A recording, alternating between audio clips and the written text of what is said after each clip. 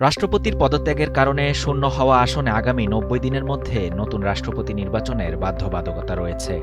সংবিধানের নির্দেশনা অনুযায়ী দ্রুতই এই নির্বাচনের তফসিল ঘোষণা করতে যাচ্ছে নির্বাচন কমিশন ইসি। নির্বাচন কমিশনার আব্দুর রহমান আল মাসউদ বিষয়টি নিশ্চিত করে জানিয়েছেন, সংবিধানের ১২৩ অনুচ্ছেদ অনুযায়ী পদ শূন্য হওয়া নির্ধারিত ৯০ দিনের মধ্যেই নতুন রাষ্ট্রপতি নির্বাচন সম্পন্ন করা হবে। ইসির সংশ্লিষ্টরা জানান, রাষ্ট্রপতি নির্বাচন আইন ১৯৯১ অনুসরণ করে পুরো নির্বাচন প্রক্রিয়া পরিচালনা করা হবে। এই নির্বাচনে প্রধান নির্বাচন কমিশনার নিজেই রিটার্নিং কর্মকর্তার দায়িত্বে থাকবেন।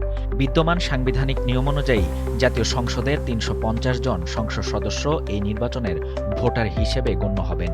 সেই অনুযায়ী ইসি দ্রুত সময়ের মধ্যে ভোটার তালিকা তৈরি করে তা চূড়ান্ত করবে। ইসি কমিশনার আব্দুর রহমান আল মাসউদ আরও জানান, ভোটার তালিকা চূড়ান্ত করার পরপরই নির্বাচনের আনুষ্ঠানিক তফসিল প্রকাশ করা হবে। নির্বাচন পরিচালনা করা হবে অনেকটা সংরক্ষিত নারী আসনের পদ্ধতির মতো। প্রার্থী একাধিক হলে নির্ধারিত দিনে জাতীয় সংসদে ভোট গ্রহণ অনুষ্ঠিত হবে, আর একক প্রার্থী থাকলে তাকে বিনা প্রতিদ্বন্দ্বিতায় বিজয়ী ঘোষণা করা হবে।